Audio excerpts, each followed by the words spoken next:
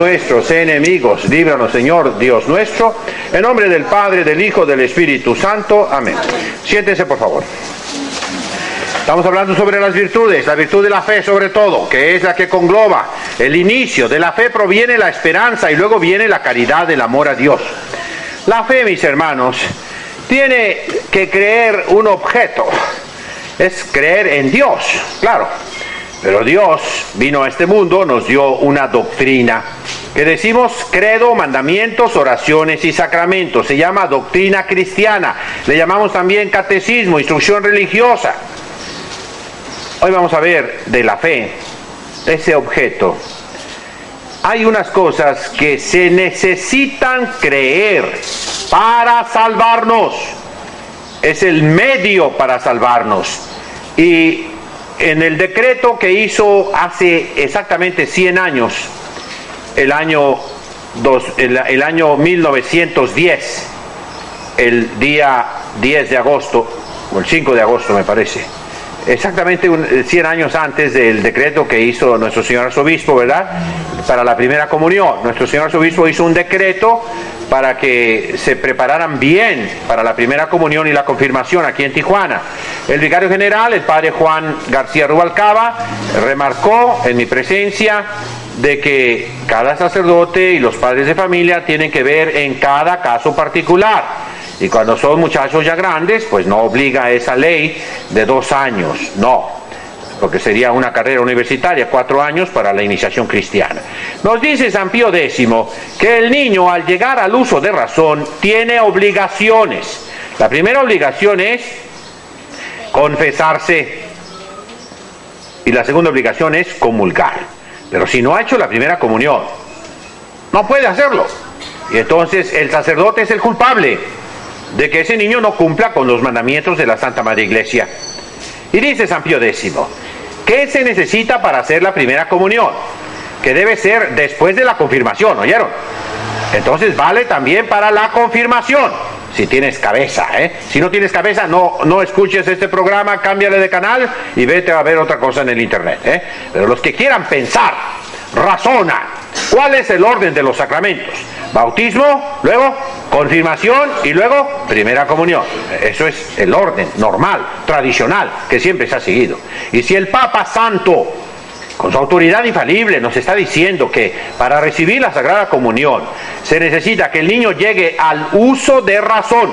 ¿Cuándo es el uso de razón? Más o menos a los 7 años, poquito antes. Y que ese niño reciba ya la primera comunión. Ya después aprenderá lo demás. Aquí se va a aplicar el principio de Pancho Villa. ¿Conocen a Pancho Villa? Pum, pum, pum. Ok. ¿Cuál es el principio de Pancho Villa? Venían gente que decían, ¿de quiénes son? Son de Obregón, son de Huerta, son de Porfirio Díaz, son de Pancho Villa.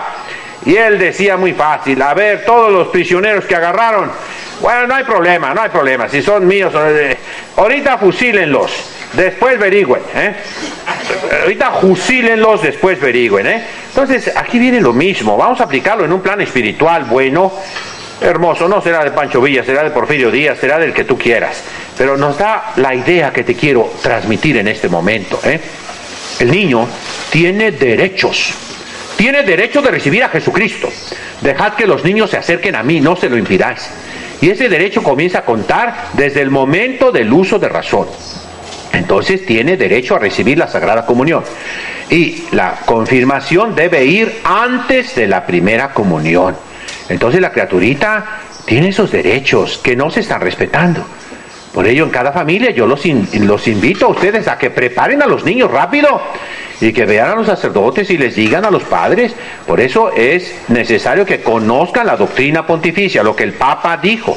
Eso no se cambia, es inmutable, porque eso no va a cambiar nunca. Es un derecho natural que el niño tiene, diríamoslo así, ¿verdad?, para las cosas sobrenaturales. Sabe lo que es bueno y lo que es malo. Al saber eso, si comete algo malo, peca. Con un pecado chiquito, porque es niño, pero es proporcional a la edad de la criatura. Para un niño, robarse un peso a los 5 años, a los 6 años, equivale a un adulto robarse $1,000. a los 30 años. Más o menos equivale lo mismo, ¿sí o no? Más o menos, sí. Para el niño 1 peso o 10 pesos es mucho. ¿Oíste bien? Es mucho. El niño no debe hacer eso. Por eso son pecaditos. Pero en cierto modo para el niño son pecadotes. ¿Oíste? Lo ve uno de sacerdote cuando el niño viene arrepentido y llora. Me robé 10 pesos con lágrimas en sus ojitos y arrepentido. ¿Y qué le debe decir el sacerdote? No lo vuelvas a hacer nunca, porque es grave, porque ofendes a Dios, porque haces llorar al niñito Jesús, porque Dios no está contento de ti. Entonces la criatura tiene obligaciones, ya entiende perfectamente. Entonces dice en ese decreto el Papa Santo, el último Papa Santo canonizado. Tenemos al Beato Juan XXIII después, pero el santo canonizado es San Pío X.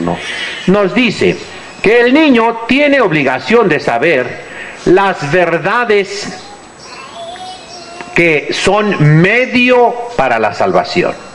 Y son 4 verdades, mis hermanos, que son el objeto de la fe. Tu fe, todo lo que hemos hablado en estos días de la virtud de la fe, van dirigidos a creer estas 4 cosas. Primera cosa, que Dios existe.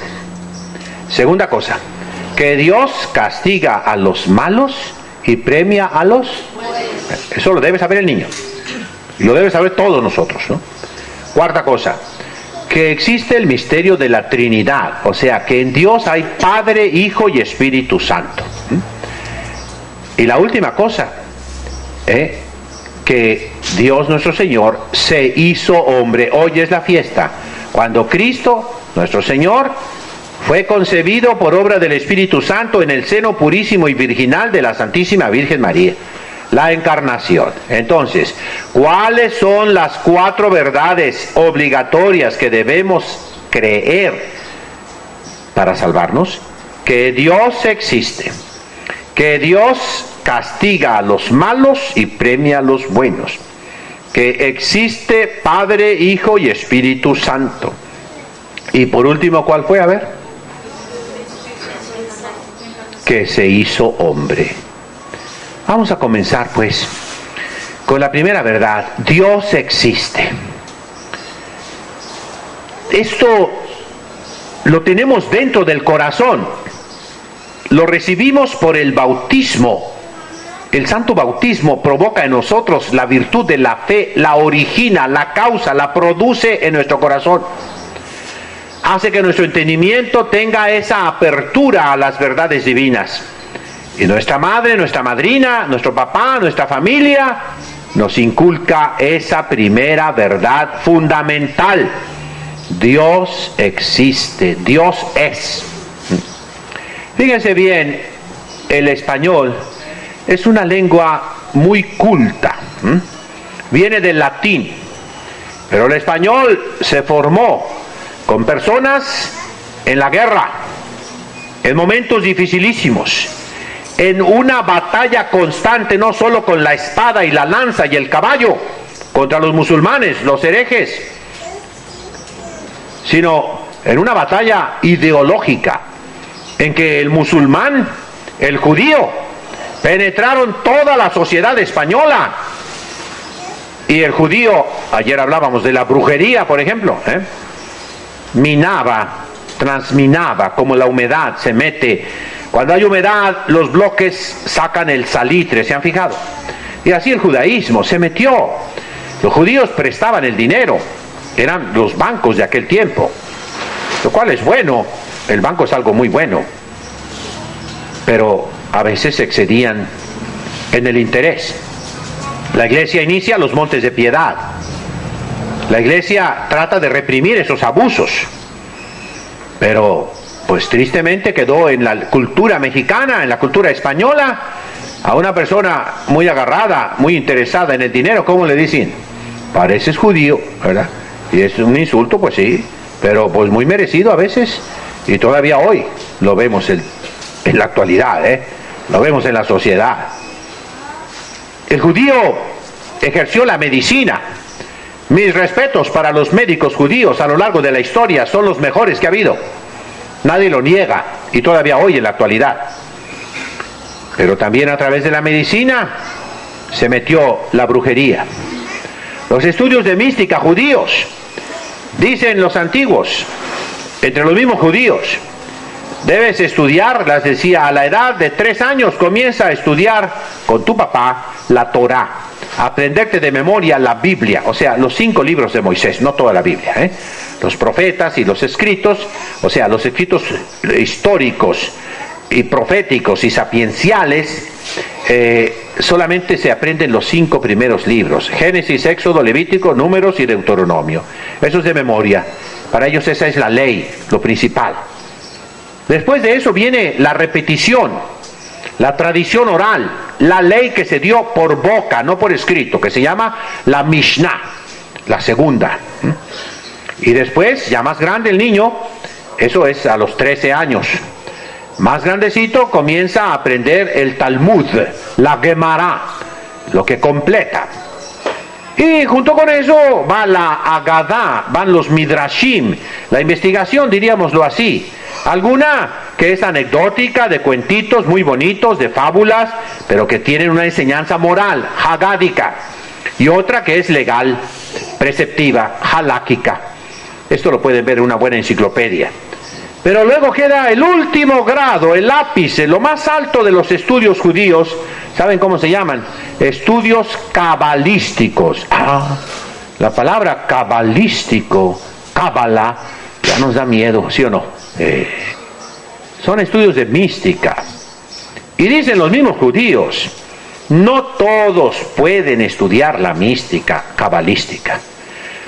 Solamente aquellos que han terminado de estudiar todo el Talmud, que conocen a la perfección la ley de Moisés, la Torá, la Mishnah, el Talmud. Segundo, que sean hombres fuertes, equilibrados, santos, virtuosos. Y tercero, deben estudiarla con maestros que desciendan en línea directa de aquellos que escribieron la Cábala. De lo contrario, van a caer en errores gravísimos. Lo cierto es que la Cábala terminó en la magia, en la hechicería. Y es una mezcla de creencias terribles que entraron a las sectas secretas, a las asociaciones secretas, al gnosticismo. Se mezclaron y lo tenemos en la nueva era, lo tenemos en muchísimas sectas que están por todas partes, en todas las ciudades del mundo. Y la Cábala dio origen pues a esa perversión de la mística judía. Ellos mismos lo reconocen. Y ustedes lo van a encontrar, si quieren ver, los que puedan, ¿verdad?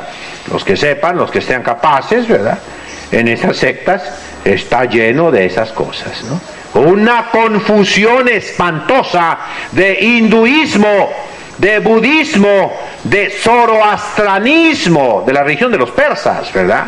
Con el cristianismo y el judaísmo. Una mezcla explosiva para los ignorantes. Te lava el cerebro. Ahora le meten otras sectas, las cuestiones egipcias, babilónicas y el paganismo griego romano. Y eso tenemos en las sectas, mis hermanos, con una apariencia de grande cultura, de mucha profundidad. Engañan a los incautos.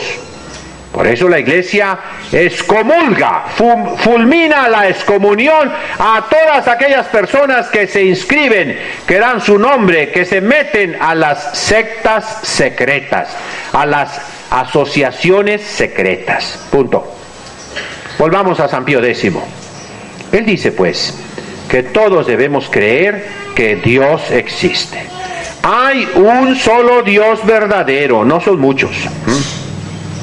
La oración más bonita de los judíos, que ellos ponen, fíjense, en las puertas de las casas judías, en el dintel o las jambas, estos son los dinteles, la pared de la puerta.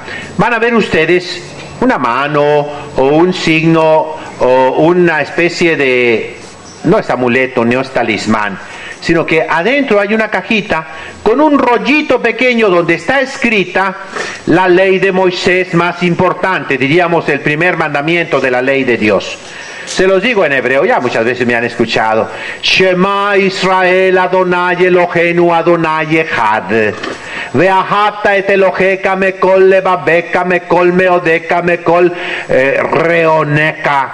Ve'shananta levaneca. Fíjense, escucha Israel, el Señor Dios es un solo Dios. Y amarás al Señor tu Dios con todo tu corazón, con toda tu mente, con toda tu inteligencia, con todas tus fuerzas. Vechananta levaneca, y lo repetirás, Shana es repetirá, a tus hijos y a los hijos de tus hijas.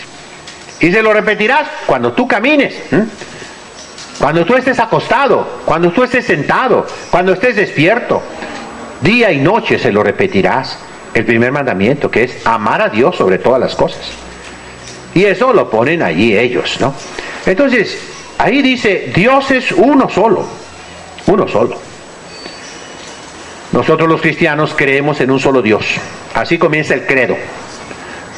Credo in unum Deum. ¿Qué cosa significa unum en latín? Uno. Es como castellano. Creo en un solo Dios. Uno solo. Pero es uno y trino. ¿Qué significa trino? Ya hemos explicado miles de veces y quiero que se lo remachen ustedes. Así como tú tienes un entendimiento, una voluntad y una memoria, que son tres potencias, tres facultades distintas entre ellas. Porque el entendimiento no es la memoria. Decimos, los niños tienen mucha memoria y el entendimiento todavía no lo tienen muy desarrollado. Y nuestra voluntad puede ir contra nuestro entendimiento. Una persona que quiere comer, sabe que te hace daño, sabes, el entendimiento te dice no comas, pero la voluntad dice sí como, y como el doble, ¿verdad? Entonces, eso indica que la voluntad no es el entendimiento ni la memoria, así como el Padre no es el Hijo, ni es el Espíritu Santo. Pero mi memoria soy yo, mi entendimiento soy yo, y mi voluntad soy yo. Así, el Padre es Dios, el Hijo es Dios, el Espíritu Santo es Dios. Baste así. Ya se los he repetido muchas veces, ya los tengo enfadados tal vez con esto, ¿verdad? Pero somos imagen y semejanza de Dios. Solamente hay un Dios, uno solo. Y es Padre, Hijo y Espíritu Santo. Trino en personas, pero uno en esencia, uno en substancia. Y ese Dios verdadero es el creador del cielo y de la tierra. Ese Dios verdadero tiene una providencia, cuida de todos nosotros, es papá, es amoroso. Y ese Dios verdadero, mis hermanos, al final de nuestra vida y al final del mundo, va a juzgarnos, a los vivos y a los muertos. Esta es la segunda verdad de nuestra fe, que nos debe dar temor y miedo. Por eso decimos, Dios te está viendo. Escucha tus palabras, conoce tus pensamientos, sabe tus intenciones, registra tus acciones. Dios nuestro Señor te va a castigar si te portas mal. Tú en esta tierra puedes hacer lo que te dé la gana. Te sientes poderoso, como dice la canción mexicana, que no deben cantar nunca, Con dinero y sin dinero, hago siempre lo que quiero, y mi palabra es la ley. Sí, ándale, borracho, mujeriego, haces lo que te da la gana, tienes mujeres a diestra y siniestra, a tus hijos los matas, los dejas en la miseria, dejas madres solteras por todas partes, con dinero y sin dinero haces lo que te da la gana, pero un día te vas a morir tú. Y entonces Dios te va a pedir cuenta estricta. Esta es la segunda verdad que debemos de creer y que el niño chiquito debe de saber. Dios te está viendo, aunque tu mamá no te vea, aunque tu papá no te esté mirando. No te puedes esconder de Dios, ¿verdad, Máximo? ¿Verdad, Isidro? No se pueden esconder de Dios, porque Dios te está viendo. Y el niño y el adulto que se porta bien, que sigue las leyes de Dios, que cumple los mandamientos, que cumple sus deberes, va a ser premiado inmensamente por Dios nuestro Señor, que es justo juez. Pero así como decimos que va a ser premiado el bueno, también debemos decir contra todos esos locos, malos, perversos, que andan diciendo, Dios no castiga, Dios no castiga. Mentiroso, Dios sí castiga. Fíjate en el capítulo 25 de San Mateo. Apartaos de mí, malditos, id al fuego eterno reservado para Satanás y sus secuaces. Por eso fíjense, los satánicos, los hombres, los varones satánicos, se ponen un arete en la oreja izquierda. ¿Para qué? No es homosexual eso, Los que se ponen 2 aretes puede ser que sí sean homosexuales. Pero el que se pone un arete se lo pone en la izquierda, porque es satánico. Él no lo sabe, pero el símbolo es satánico. En el juicio final yo no quiero estar a la derecha, quiero estar a la izquierda. A la derecha van a estar las ovejas, a la derecha los cabritos grandotes, que van hacia el infierno. La tradición cristiana, debido a esas palabras de Cristo, el buen pastor que separa las ovejas de los cabritos, debido a esas palabras han representado al demonio, por ejemplo en la lotería, la sandía, el tambor, la muerte, el diablo. ¿Cómo presentan al diablo en la lotería? Con una pata de gallo, ¿verdad que sí? Y otra pata de ¿qué? De chivo, de cabra, y una cola y unos cuernos, ¿verdad? Y su trinche, su tridente, de color rojo, de color negro, como quieras, Los italianos, cuando dan un buen café, Porfirio nos trajo ayer, gracias, el café es riquísimo, pero ¿saben cómo debe ser el café? Dicen los italianos, Fíjense bien, es un disparatito, pero es interesante, dice, ¿no?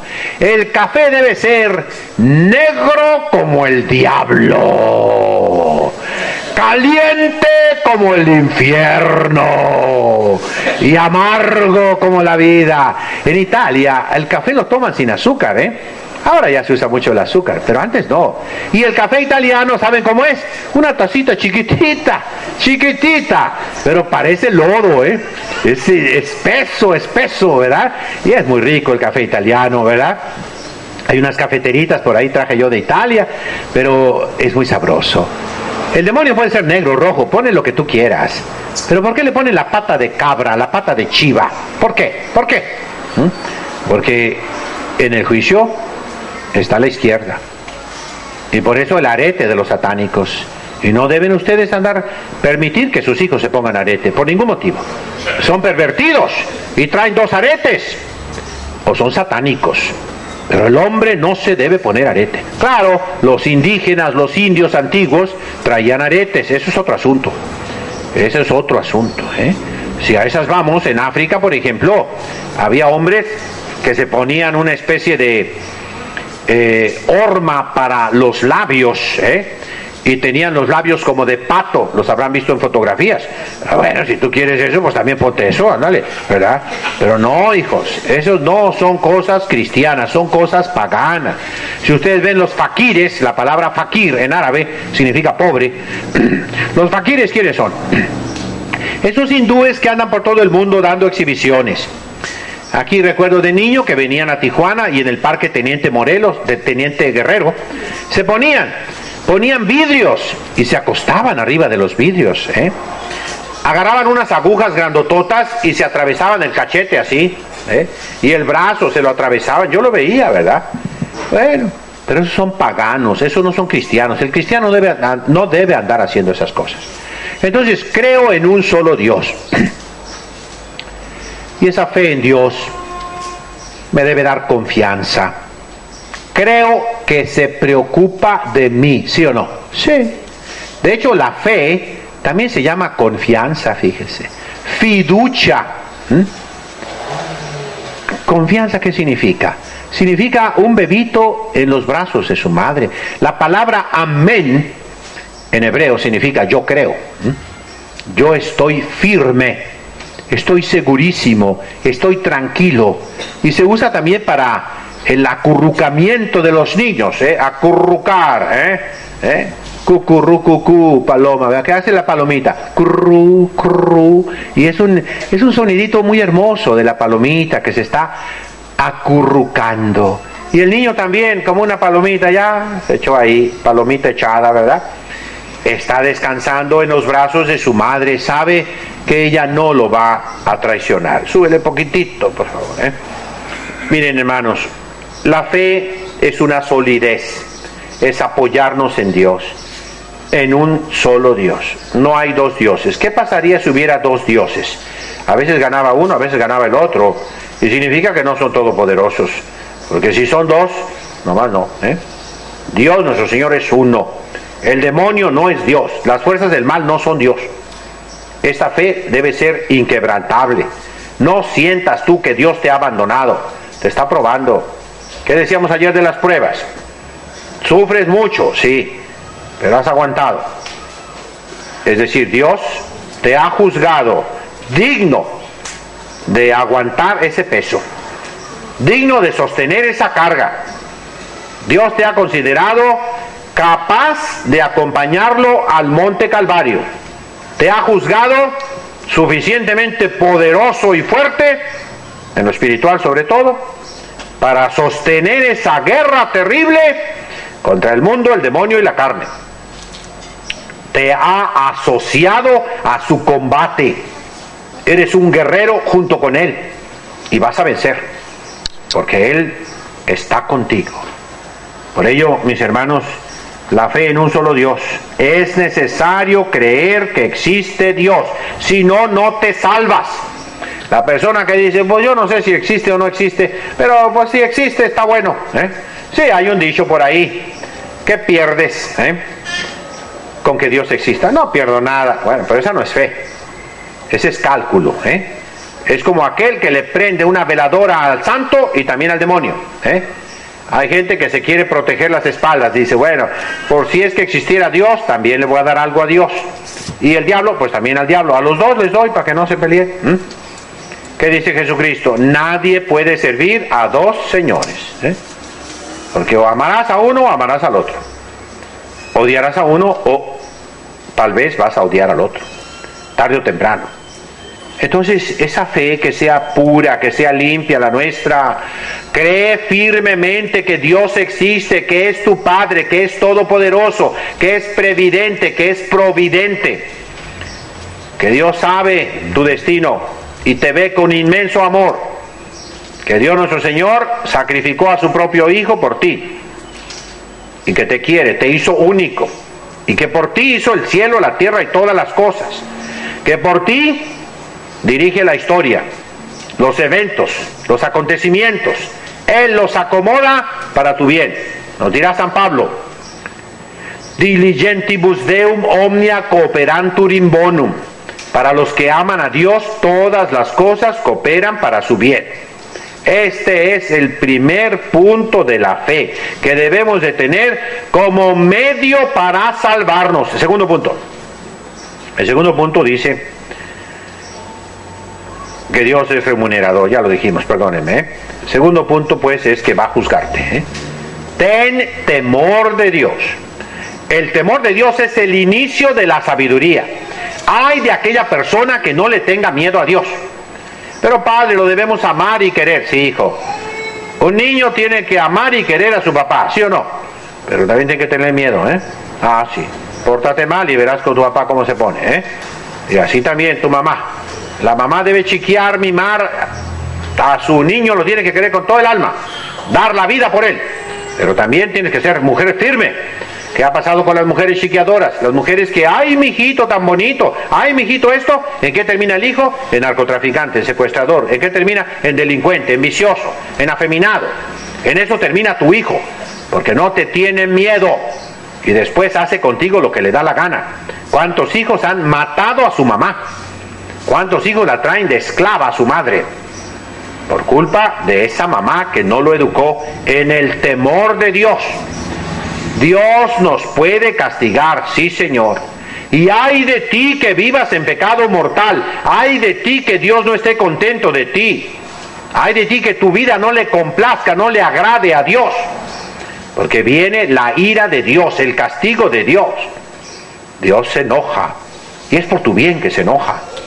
Y por eso llegan momentos tan terribles como, pues, Dios te da un apretón, decimos un aviso de Dios, el tsunami de hace 4 años en mera Navidad, allá en el sudeste asiático, un aviso de Dios.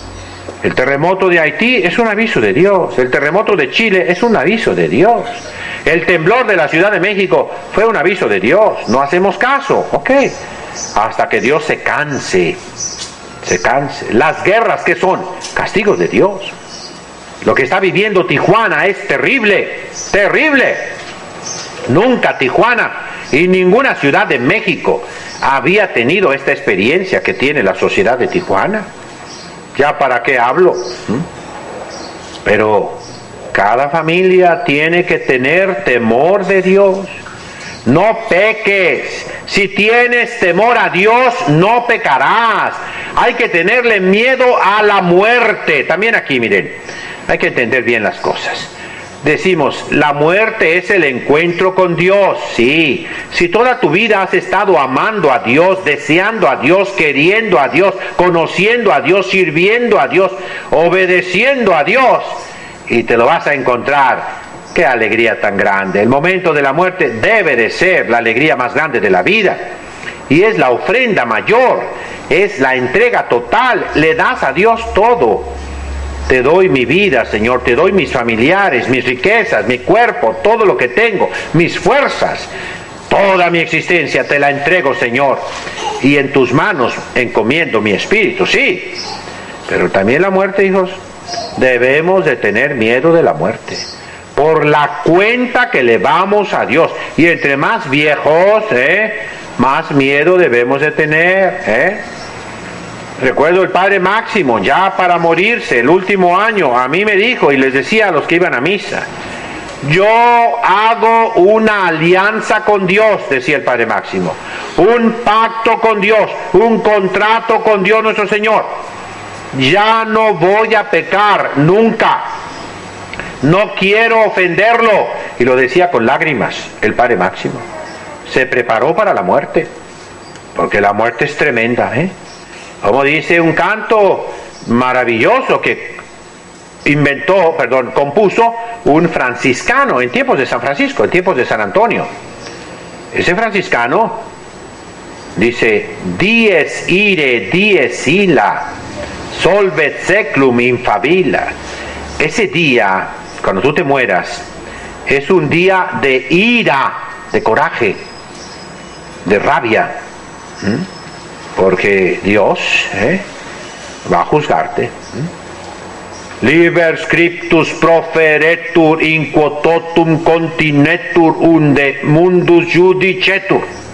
Un libro escrito se va a traer, en lo que está contenido todo, de donde se va a juzgar al mundo.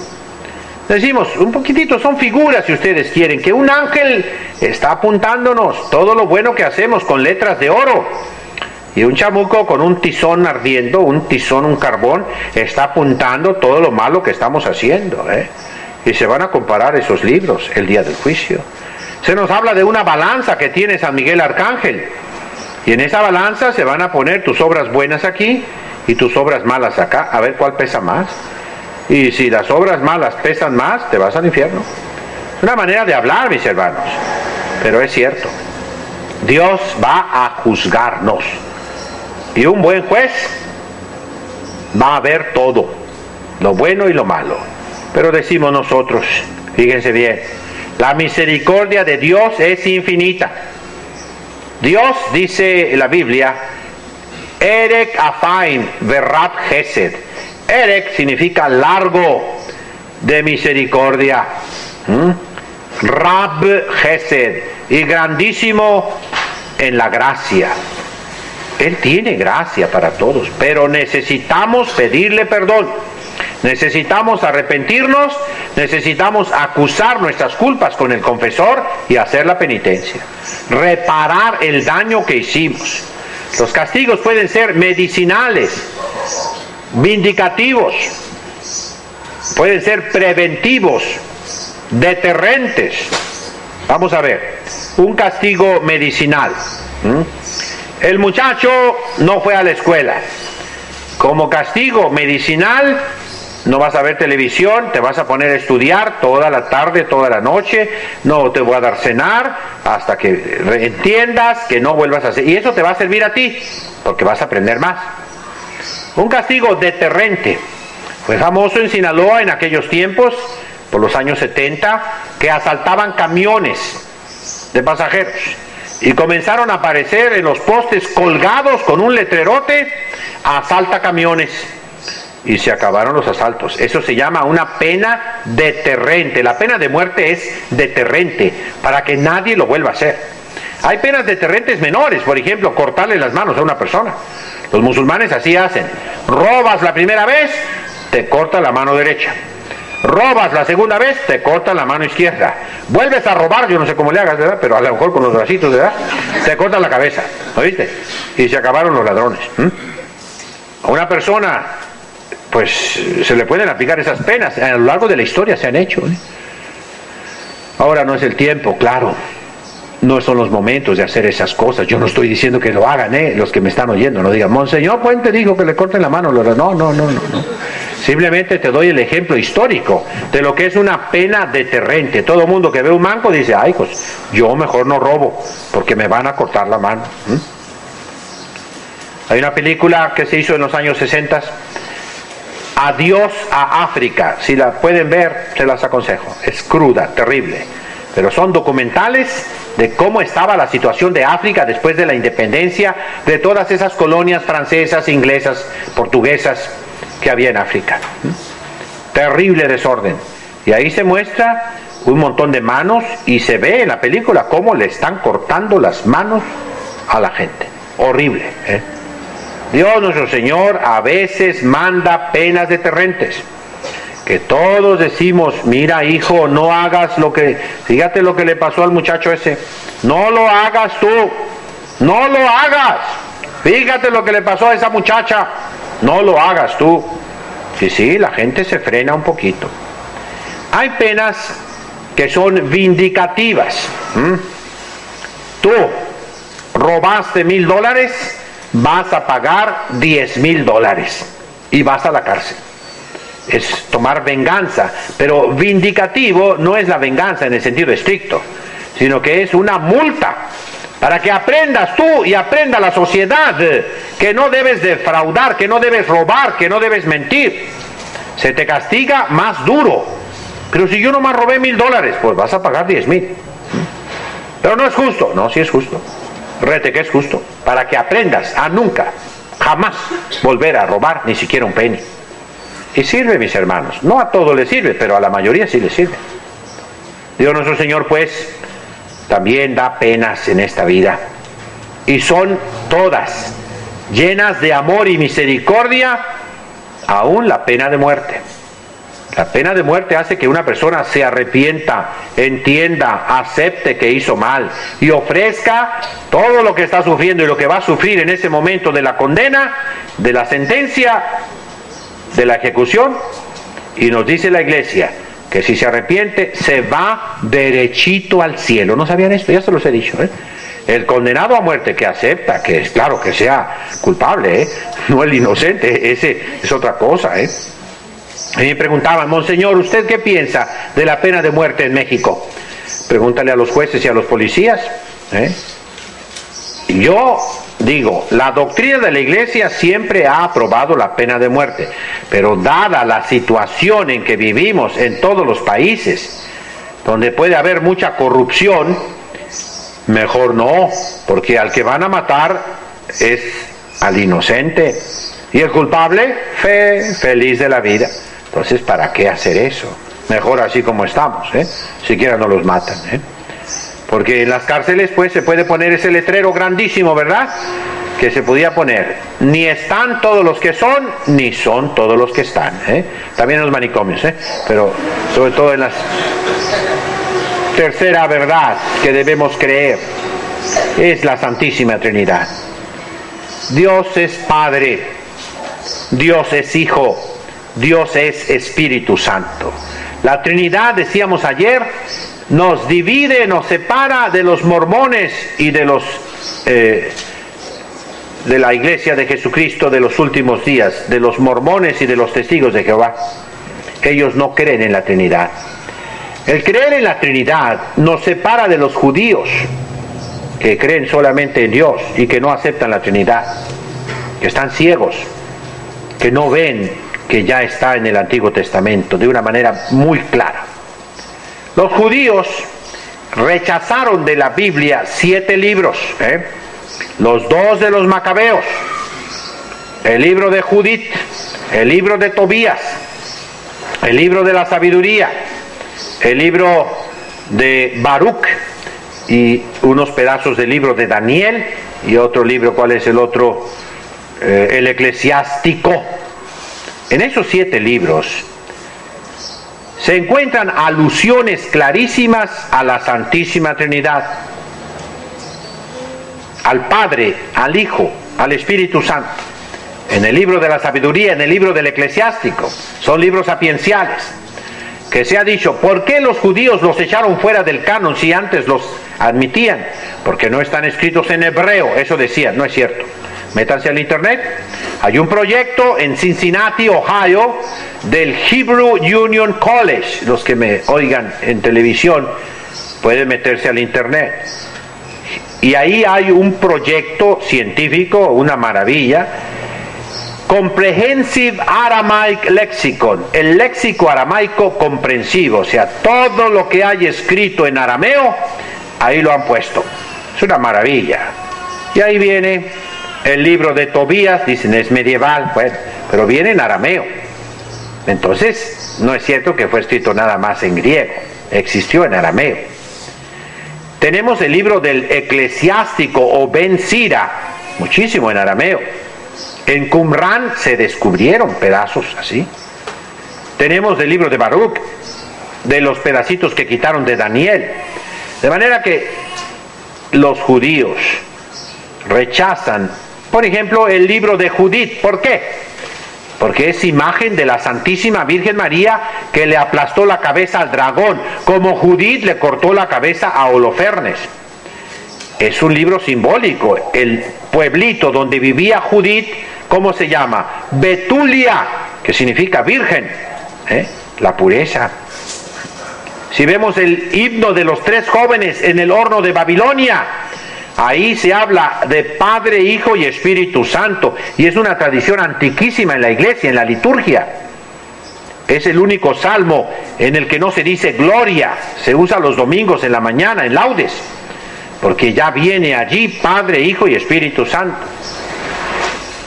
El libro de Daniel, esos pedazos los cortaron, ¿por qué? Porque ahí se acusa a los ancianos, a los viejos, a los jueces de Israel de ser pervertidos, de ser adúlteros, de seducir a las mujeres, y eso no le convenía a los judíos.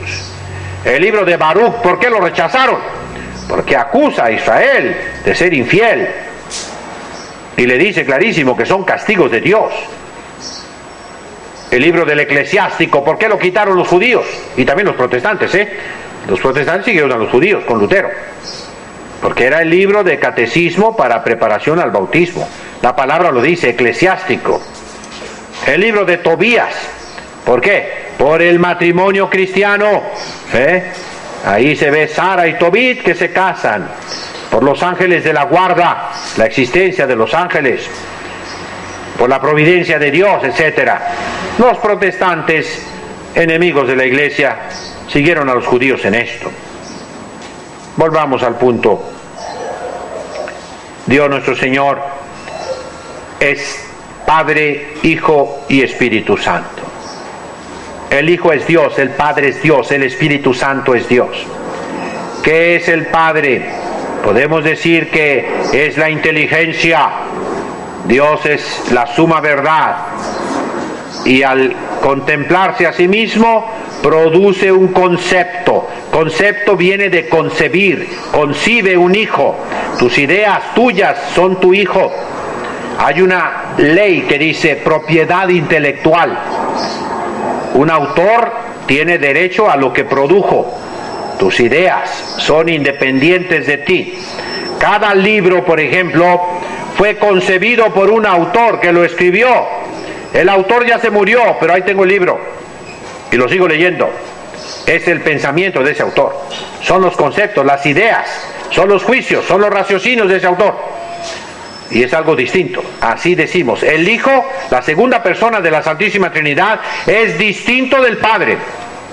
es diferente del Padre, no diferente en el sentido estricto, sino distinto nada más, porque es igual en todo al Padre. Con el Padre tiene la misma naturaleza, la misma sustancia, pero es otra persona. Es un misterio, como misterio es nuestro entendimiento, nuestra voluntad y nuestra memoria. Lo repito. ¿Qué es el Espíritu Santo? Es el amor que une al Padre con el Hijo, y es una persona distinta. Este misterio de la Santísima Trinidad es imposible que lo comprendamos con nuestras pobres fuerzas humanas de la razón natural, pero lo aceptamos por fe. Creo, y por eso el signo y señal del cristiano, ¿cuál es? Padre, Hijo y Espíritu Santo. Amén. Amén significa yo creo en el Padre, Hijo y Espíritu Santo. Lo hacemos rapidísimo, de tal manera que hay una expresión en castellano. Ahorita voy, en un santiamén. ¿Qué significa santiamén? Patris et Filii Spiritus Sancti. Amén. O sea, lo hacemos rapidísimo, la cruz. Pero ahí está todo el misterio de la Santísima Trinidad. Creo en el Padre, creo en el Hijo, creo en el Espíritu Santo, único Dios, uno solo, verdadero. El Hijo procede del Padre. Luz de luz, es una comparación.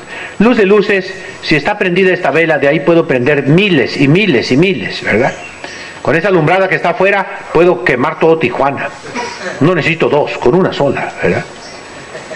Así, el fuego es el mismo. Yo les decía a las religiosas, las fundé hace 25 años, de las que fundé, pues ya se murieron algunas. Las velas cambiaron. Haz de cuenta que cada monjita es una vela muy bonita, ¿eh? Pero la llama es la misma. Sigue prendida la llama. Se la fueron pasando. Luz de luz. ¿Qué significa? Que el Hijo es eterno como el Padre. Todopoderoso como el Padre. Omnipresente como el Padre. Omnipotente. Todopoderoso como el Padre. Previdente. El Espíritu Santo también. Hay 3 operaciones ad intra y 3 operaciones ad extra del Padre, del Hijo, del Espíritu Santo. Las que son ad intra son propias. El Padre engendra al Hijo y expira al Espíritu Santo. El Hijo es engendrado por el Padre y expira al Espíritu Santo. El Espíritu Santo es expirado por el Padre y el Hijo. ¿Qué cosa es expirar?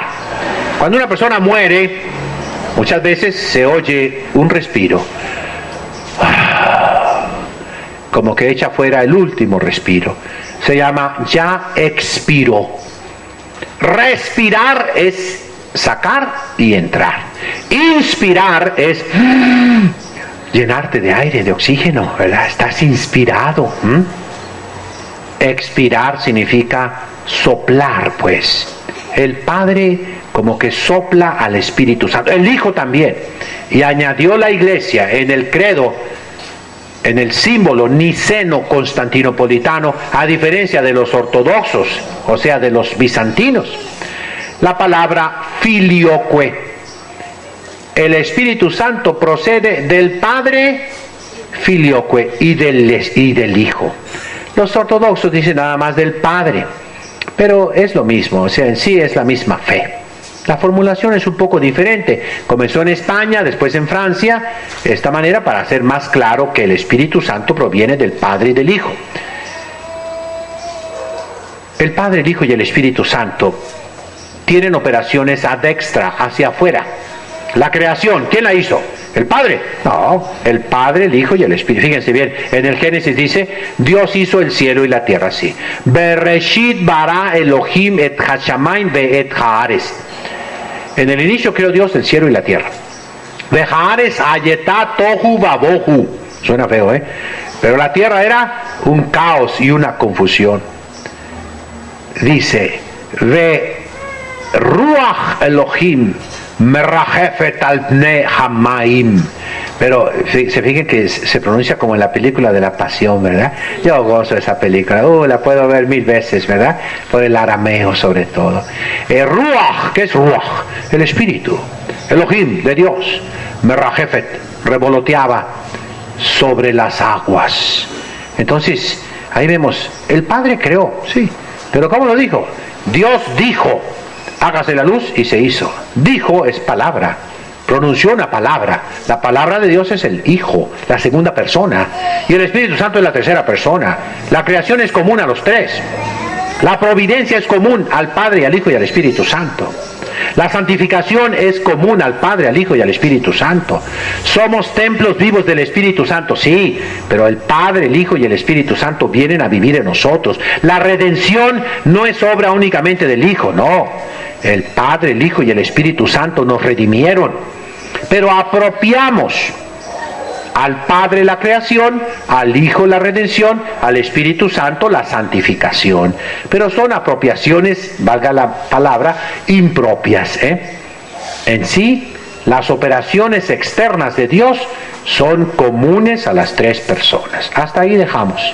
Para irnos a la última verdad que debemos creer para salvarnos. Dijimos que Dios existe, que Dios es remunerador, que Dios es trino, y la tercera es la fiesta de hoy, la cuarta es la encarnación. Se hizo hombre por nosotros la segunda persona de la Santísima Trinidad. Jesucristo vino a nosotros. Cómo se duermen. Nomás no digo ni un chiste y ya están todos roncando, ¿verdad? Denle un codazo al que esté dormido, un pellizco bien dado, Bueno, a ver que... No, mejor no digo nada ahorita, ¿no? Para que hagan penitencia, hagan penitencia. No, padre, hoy estuvo reaguado, no dijo ningún chiste, ¿verdad? No, hoy estamos en doctrina, ¿verdad que duele, sale un mito, estoy viendo que sale un mito por lo que estoy diciéndoles, ¿no? Vamos a ver la encarnación. Ya hemos hablado muchísimo. Jesucristo se hizo uno de nosotros. Dice, igual a nosotros en todo, menos en el pecado. Bueno, entonces es nuestro hermano. Nos comprende. Él también sintió frío como tú, sintió cansancio, sintió sueño. Nuestro Señor batalló con su cuerpo también. Ayunó 40 días y 40 noches. Sudó sangre. Se sintió cansado, tuvo hambre, tuvo sed. Cuando le pidió de beber a aquella mujer que lo dejó plantado, ni le dio agua, la samaritana. ¿Cuánto nos amó? ¿Y qué hizo con su cuerpo? Lo clavó en la cruz, lo crucificó. Y dice San Pablo, yo también crucifico mi cuerpo, redigo in servitutem, lo pongo en esclavitud. Que tu cuerpo sea tu esclavo, ¿oíste? Esclavo de tu alma, para que tu alma se salve. Miren los santos, cómo mayugaron su cuerpo, cómo hicieron penitencia. Hoy no es ayuno, pero cómo ayunaban. Cuánta mortificación hicieron.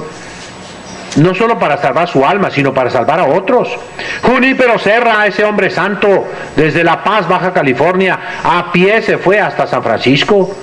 Junípero Serra fue un grande hombre, pero cómo fue sacrificado, cómo sufrió.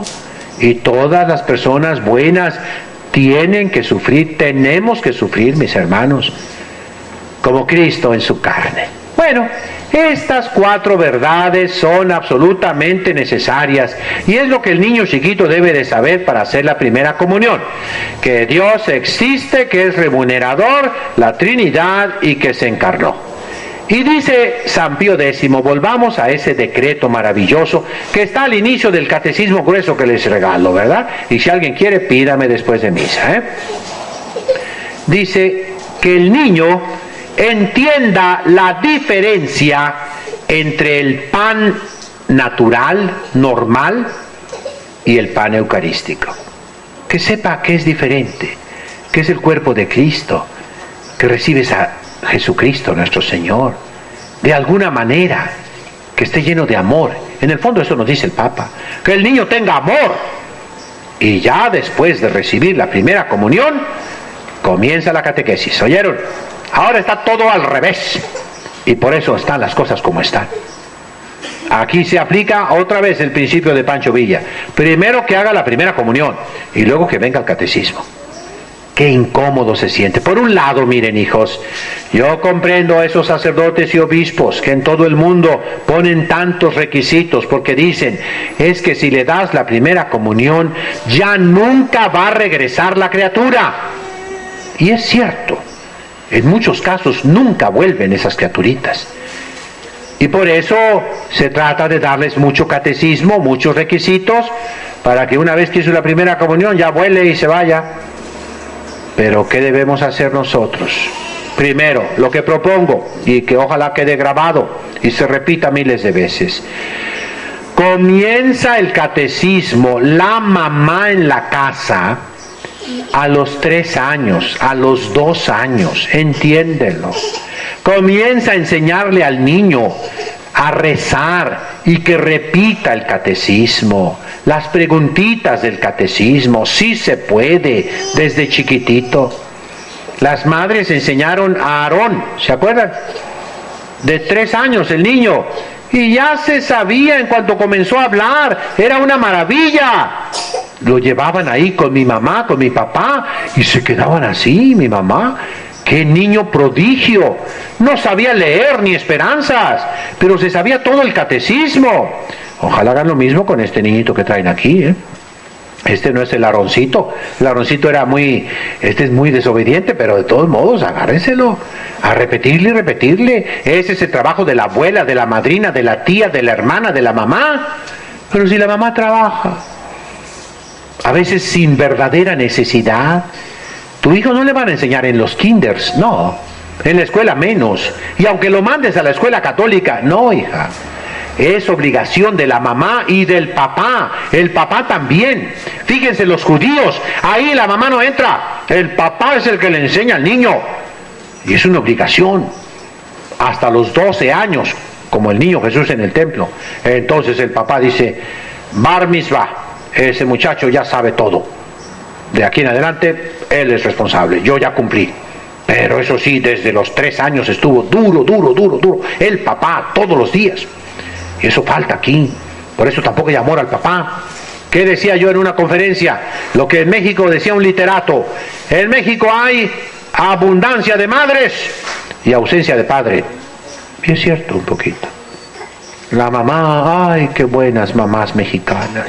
Tan abnegadas, tan santitas, tan todo, pero tan tontitas. Y que no exigen, no le exigen a la criatura. Y también con el marido. Me acuerdo de una viejecita una vez hace muchos años, ya se ha de haber muerto la viejecita, ¿no?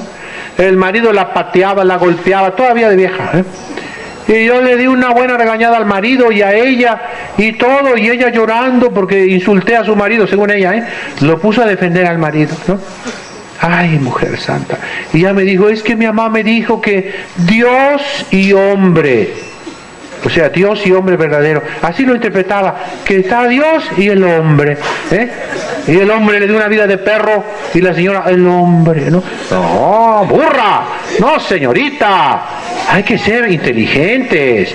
El niño necesita a la mamá, una mamá serena, tranquila, y el papá debe cumplir sus obligaciones. No está bien que la mujer trabaje fuera de casa, porque el niño no va a aprender nunca la ley de Dios, y sigue la cadena, el círculo vicioso. El hijo va a repetir la misma historia del papá y de la mamá, tristemente. Esa es la primera medida, que se le enseñe desde pequeñito. Segundo, que hables con los sacerdotes, que vayas a misa los domingos. La segunda medida es esta, miren, no se puede hacer cursos prematrimoniales antes de la confirmación, antes del bautismo, antes de la primera comunión, antes de todo. Un curso de 2 años, de 1 año, de 6 meses, de tantas pláticas, que venga, que vaya, un retiro, que vengan aquí. No, eso está indicando, y ahí va la cosa fuerte, los que me están escuchando, sacerdotes, agárrense, es la ineptitud del sacerdote para predicar. ¿Dónde se instruye a la gente? Respóndame, ¿dónde? En la misa los domingos. Pero si el sacerdote se la pasa dando avisos, pues no, eso no es instruir a la gente. Si el sacerdote se la pasa dando regaños, o diciendo tonterías, o hablando de política, muy mal hecho el sacerdote, muy mal hecho. El sacerdote tiene que ser un orador, tiene que saber retórica, oratoria sagrada, tiene que ser un hombre instruido, ilustre, una lumbrera, sí señor. Para eso lo mantuvo la iglesia y le pagó los estudios por años y le dio de comer, para que saliera un sacerdote apto, capacitado, hábil, conocedor de su materia. ¿Cuál es la materia del sacerdote? Dios. Que conozca la doctrina cristiana Y el sacerdote debe saber hebreo y griego y latín, lo manda el Concilio Vaticano II. Y el sacerdote tiene que ser un hombre que conozca la filosofía a fondo, no nomás la historia de la filosofía. La filosofía no es saber lo que dijeron los filósofos.